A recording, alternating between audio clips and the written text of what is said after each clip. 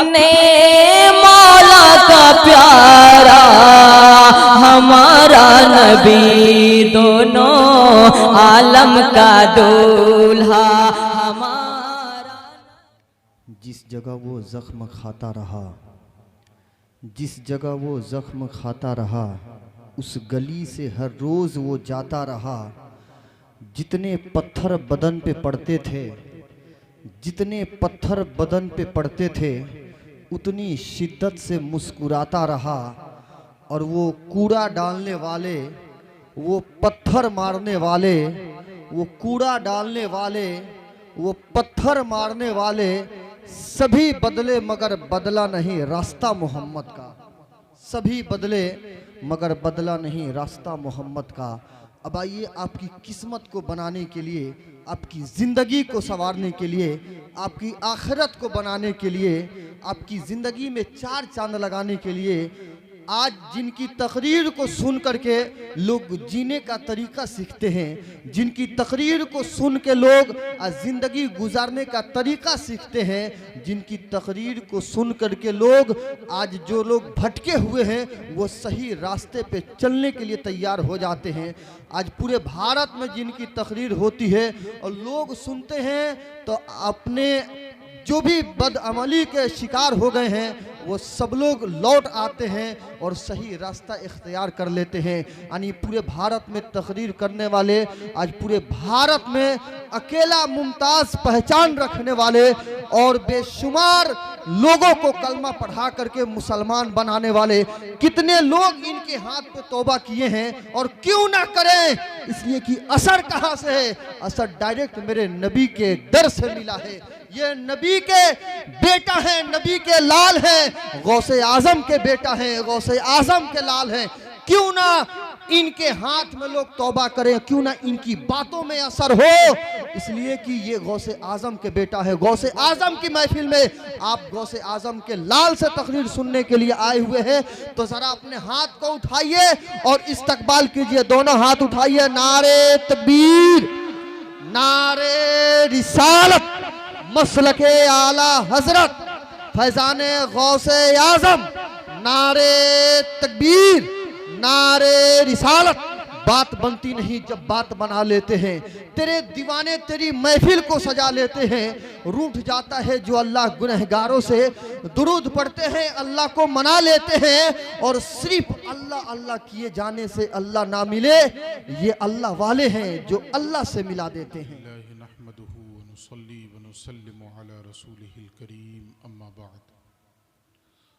फ़अऊज़ु बिल्लाहि मिनश्शैतानिर्रजीम, बिस्मिल्लाहिर्रहमानिर्रहीम। इन्न औलन्नासि बिइब्राहीम लल्लज़ीना इत्तबऊहु व हाज़ा नबिय्यु वल्लज़ीना आमनू वल्लाहु वलिय्युल मुमिनीन। आमन्तु बिल्लाह सदक़ल्लाहु मौलानल अज़ीम व सदक़ रसूलुहुन नबिय्युल अमीनुल करीम व नहनु अला ज़ालिका लमिनश्शाहिदीन वश्शाकिरीन वल्हम्दुलिल्लाहि रब्बिल आलमीन। बेपनाह खुलूस मोहब्बत, अक़ीदत व एहतराम और हुज़ूरी क़ल्ब के साथ बारगाह रिसालत मआब सल्लल्लाहु अलैहि वालिहि वसल्लम में नज़राने दुरूद व सलाम पेश करने की हम और आप सआदतें हासिल करें। अल्लाहुम्मा सल्लि अला सय्यदिना व शफ़ीइना व मौलाना मुहम्मदिन व अला आलि मुहम्मदिन बिअददि कुल्लि हुस्निही व जमालिही व बारिक वसल्लिम। मौलाया सल्लि व सल्लिम दाइमन अबदन अला हबीबिक खैरुल खल्क़ि कुल्लिहिम। हमारे यहाँ बेजा अलक़ाब व आदाब का ऐसा चलन है कि समझ में नहीं आता है कि उन अलक़ाब व आदाब से तारीफ़ की जा रही है या तौहीन की जा रही है। मेरे नाम के आगे ऐसे ऐसे अलक़ाब का इस्तेमाल किया गया है कि अल्लाह की पनाह। मैंने जिस दिन पोस्टर देखा था उसी दिन मैंने कहा कि क़यामत के दिन इसकी पुरसिश होगी, अल्लाह के यहाँ जवाबदेह होना पड़ेगा। फ़ारसी में कहा जाता है कि गर फ़र्क़ मरातिब न कुनी ज़िंदगी, इसलिए खुदा के वास्ते बेजा अलक़ाब व आदाब से बचें। पुराने बुज़ुर्गों के बारे में किताबों में पढ़ेंगे आप कि जो लोग अपने अपने वक्त के इमाम थे, उनका जब तज़किरा होता था तो मौलवी लिखा जाता था, और आज हर कसो नाकस अल्लामा से नीचे पर राज़ी होने के लिए तैयार ही नहीं। तो इसलिए मैं समझता हूँ कि मौलाना से ज़्यादा जो है और किसी लफ्ज़ का, किसी लक़ब का इस्तेमाल नहीं होना चाहिए। क्यों हज़रत? इतना काफ़ी है। आप सोच रहे हैं कि हम तारीफ़ कर रहे हैं, वो तारीफ़ नहीं, तौहीन है। आप रिक्शे वाले को घर बुलाकर उसकी ऐसी तारीफ़ करें जहाँ तक उसका तसव्वुर भी ना हो, जो चीज़ें उसके वहम गुमान में भी ना हो, तो ये उसकी तारीफ़ नहीं, तौहीन है। तो ऐसे हम लोगों के नाम के सामने ऐसे अलक़ाब व आदाब का इस्तेमाल क़तअन नहीं होना चाहिए। ये मेरे दिल की बात थी, इसलिए मैंने अर्ज़ कर दिया। एक चीज़ और बताऊं माज़रत के साथ कि बिल्कुल इब्तदाई दिनों में हमारे दोस्त हज़रत मौलाना अब्दुल वकील साहब जानते होंगे कि बिल्कुल इब्तदाई दिनों में मैं कभी कभी निज़ामत करता था, मज़हबी जलसों में भी निज़ामत करता था, ख़ास तौर पे अदबी प्रोग्राम्स में निज़ामत करता था। तो निज़ामत को छोड़ने की वजह क्या रही? वजह दो रही। एक वजह तो ये रही कि बिल्कुल जलसे की इब्तिदा से लेकर इख्तिताम तक बैठना पड़ता था, और एक दूसरी वजह ये रही कि हम जिनके बारे में नहीं जानते हैं तो हम उनकी तारीफ़ क्या करेंगे। तो कोई तारीफ़ नहीं करता था, मैं नाम लेकर पुकार देता तो वो नाराज़ हो जाते कि आपने कोई तारीफ़ नहीं की। तो मैं कहता भाई मैं कुछ जानता ही नहीं हूँ आपके बारे में, तो क्या तारीफ़ करूँगा, जो भी करूँगा तो वो झूठी होगी। हाँ, या ये कि आप ख़ुद लिख के मुझे दे दीजिए कि ये मेरे अंदर फ़ज़ल व कमाल है, तो वो मैं कर दूँगा, और इसके साथ साथ ये भी बता दूँगा कि इन्हीं के बकौल जैसा इन्होंने कहा वह मैं ऐसा कह रहा हूँ। तो इस वजह से हमने निज़ामत छोड़ दी कि सच बोलता हूँ तो सामने वाले नाराज़ होते हैं, और झूठ बोलता हूँ तो अल्लाह नाराज़ होता है। तो इससे बेहतर है कि छोड़ ही दिया जाए।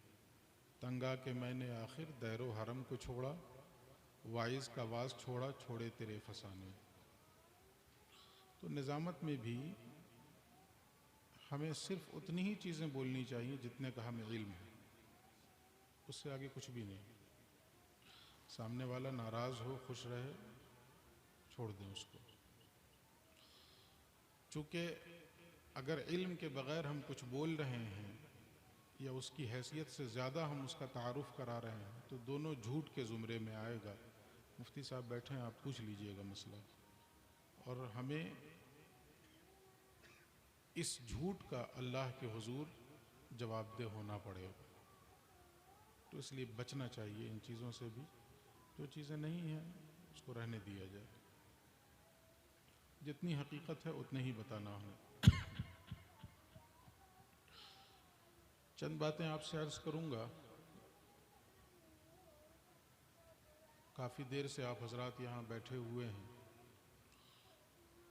हमारे दोस्त हज़रत मौलाना अब्दुल वकील साहब, जिनके लिए एक अंग्रेज़ी का लफ्ज़ ये कहा जा सकता है एवरग्रीन। जब से इन्होंने इस मैदान में कदम रखा है, आज तक न इनके पढ़ने का अंदाज़ बदला है और न इनके मिलने जुलने का अंदाज़ बदला है। जिस अंदाज से इब्तदाई दिनों में, अशरफिया के दिनों में पढ़ते थे, आज भी उसी अंदाज में पढ़ते हैं। कोई लटक मटक नहीं, कोई लचक नहीं, कुछ नहीं। जो नात पढ़ने का हकीकी अंदाज़ होना चाहिए, बिल्कुल मतानत के साथ, संजीदगी के साथ और शाइस्तगी के साथ, और ये सोचते हुए कि हम किन की बारगाह में कलाम पेश कर रहे हैं, किन की बारगाह में पढ़ रहे हैं, किन का ज़िक्र कर रहे हैं, उस अंदाज से नाते रसूल मकबूल पढ़ते हैं। और अल्लाह की ये बड़ी अता है, बड़ा फ़ज़ल है इनके ऊपर कि आवाज़ में अब तक वही चाशनी वही लज्जत और वही मिठास बरक़रार है। अल्लाह मज़ीद बरक़रार रखे और अपने हबीब मुकर्रम सल्लल्लाहु अलैहि वसल्लम की सनाखानी के तुफ़ैल दोनों जहान की नेमतों से सरफराज फरमाए। एक तकरीर भी आपने समाअत की हज़रत मुफ्ती साहब क़िबला की, जो आज के इस प्रोग्राम के सरपरस्त भी हैं। तो मैं पूरी तकरीर तो नहीं सुन सका।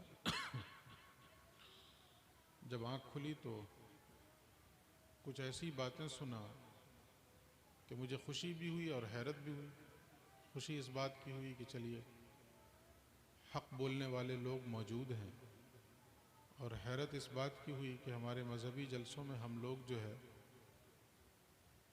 बहुत सी बातें इसलिए नहीं बताते हैं कि कहीं हमारी अपनी शख्सियत ही न मजरूह हो जाए और हमारे अपने प्रोग्राम्स न बंद हो जाएं, लेकिन इन चीज़ों से बेपरवाह होकर जो कुरान हकीम की एक आयत है ना, वला यखाफून लौमत लाइम, मोमिन किसी मलामत करने वाले की मलामत का खौफ नहीं करता। जिसको जो कहना है कहे, जो हक़ है वो बोला जाए। तो बड़ी जुरत का आपने मुजाहिरा किया, और हमारे यहाँ जो ऐसी ऐसी मौजू रिवायात हैं, बोलने वाले तो बोल लेते हैं और उस वक्त जज्बातियत का सहारा लेकर नारे भी लगवा लेते हैं, मकबूल भी हो जाते हैं, लेकिन फिर अहले इल्म जो है वो बाद में इन चीज़ों को झेलते हैं। जब बदअक़ीदा हज़रात उन रिवायतों को लेकर इशू खड़ा कर देते हैं तो फिर अहले इल्म को जवाब देने में बड़ी दुश्वारी होती है कि क्या कहें, अपने लोग बोल के चले गए। तो ऐसी बातें इन्होंने बताई हैं। दुआ करिए कि अल्लाह हम सबको अमल की तौफीक दे दे। मैंने ग़ालिबन पिछले साल आपको बताया था कि सैयदना शेख अब्दुल क़ादिर जिलानी रज़ियल्लाहु ताला अन्हु ने उन लोगों के लिए जो अल्लाह की दोस्ती के ख़्वाहां हैं, जो ये चाहते हैं कि अल्लाह मुझे अपना दोस्त बना ले, तो सैयदना शेख अब्दुल क़ादिर जिलानी ने उसके लिए 12 सिफ़ात का ज़िक्र किया था। तो ग़ालिबन बताया था पिछले साल। तो उसमें आपको याद होगा कि 2 सिफ़तें अल्लाह वाली थीं, 2 रसूलुल्लाह वाली थीं, 2 हज़रत अबू बकर वाली थीं, 2 हज़रत उमर वाली, 2 हज़रत उस्मान वाली और 2 हज़रत अली वाली। हज़रत अली वाली सिफ़त क्या थी? मैं बता देता हूँ फिर से। हज़रत अली की 2 सिफ़त क्या थी, जिसके बारे में हुज़ूर गौसे पाक ने फरमाया कि जो अपने अंदर ये सिफ़ात पैदा करेगा अल्लाह उसे अपना दोस्त बनाएगा। तो हज़रत अली की वो 2 सिफ़तें थीं, एक इल्म में पुख्तगी हो, एक इल्म में गहराई हो। पुख्तगी का ये आलम था, अंदाज़ा कीजिए, फ़र्क महसूस करें। हम लोग, एक तो हमारे यहाँ ऐसे जलसे नहीं होते, ऐसी तकरीरें नहीं होती हैं, लेकिन कभी कभी ऐसा हो जाता है कि कोई कह देता है कि हज़रत तकरीर के बाद जो है ना सवाल व जवाब का भी सेशन रहेगा, कि 10 मिनट जो है सवाल व जवाब किया जाएगा। तो हम लोग पहले से तय कर देते हैं कि भाई देखो, जिस मौजू पे तकरीर होगी उसी से मुताल्लिक़ सवाल हो, उससे हट के ना हो।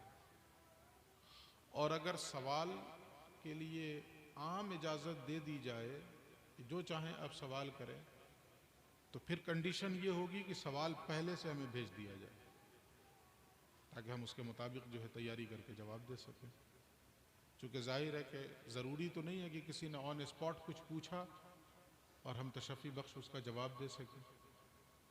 लेकिन हज़रत अली के इल्म की गहराई और गिराई क्या थी कि मिंबर पे चढ़ के आप आम ऐलान करते थे कि लोगों, जो पूछना चाहते हो मुझसे पूछ लो।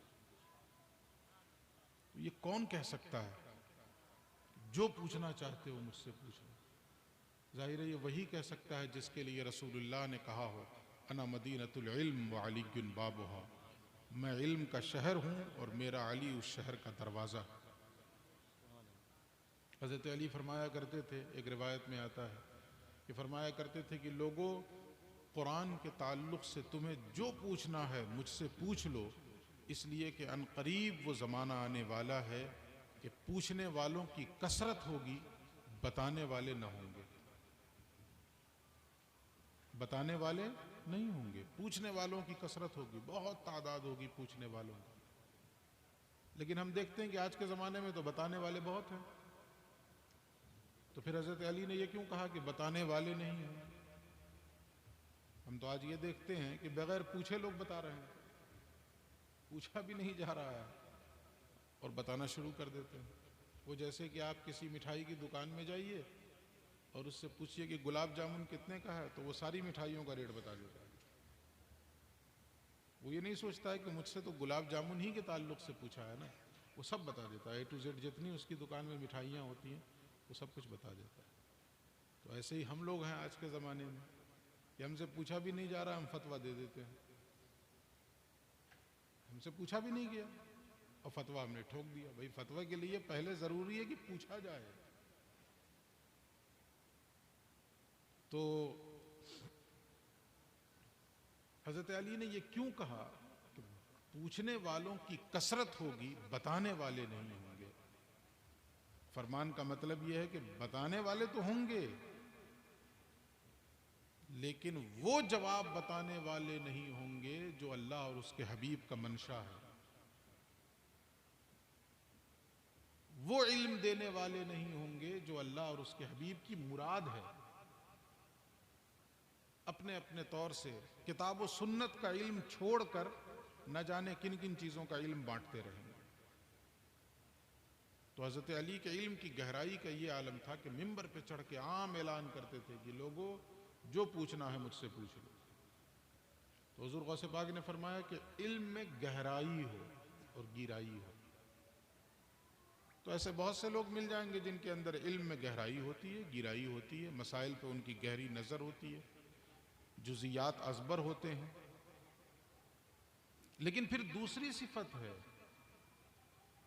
सिर्फ इल्म की गहराई जो है वो उम्मत को फ़ायदा पहुंचा दे, ये ज़रूरी तो नहीं है ना। और महज इल्म होना ही कमाल नहीं है।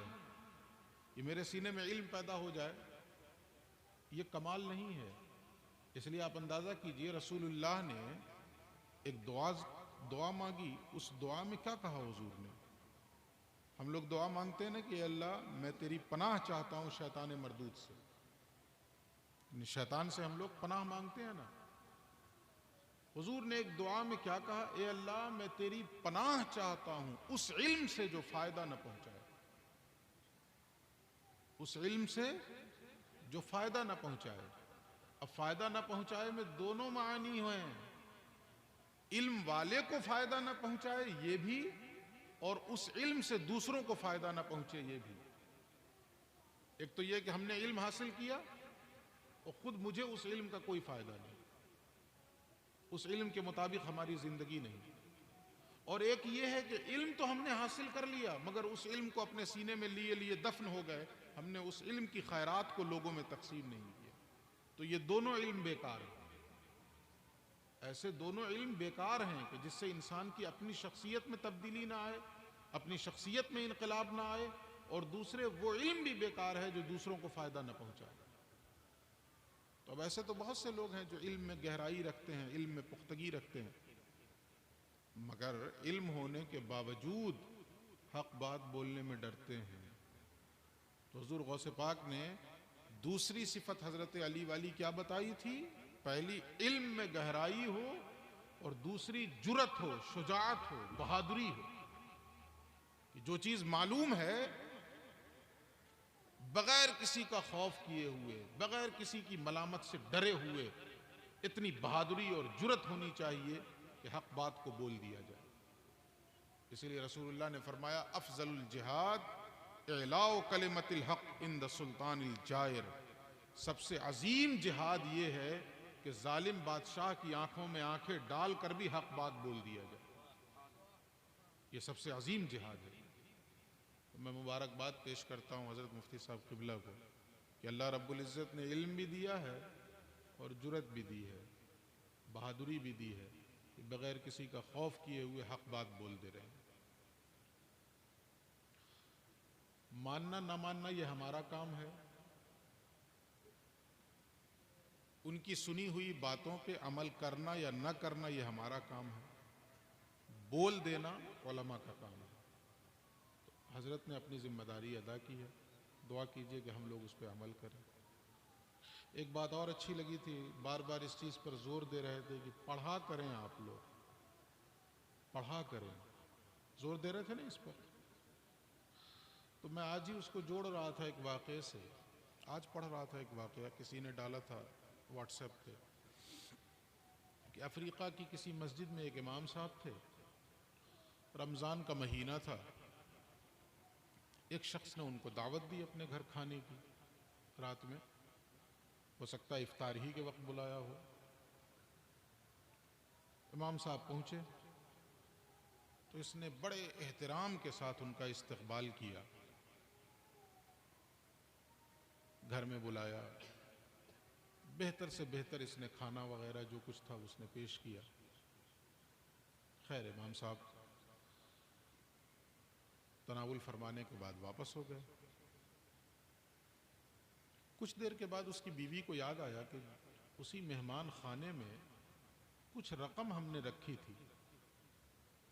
तो वो आई तलाशने के लिए, तो देखा वो रकम है नहीं, वो रकम गायब है। तो बड़ी परेशान हुई।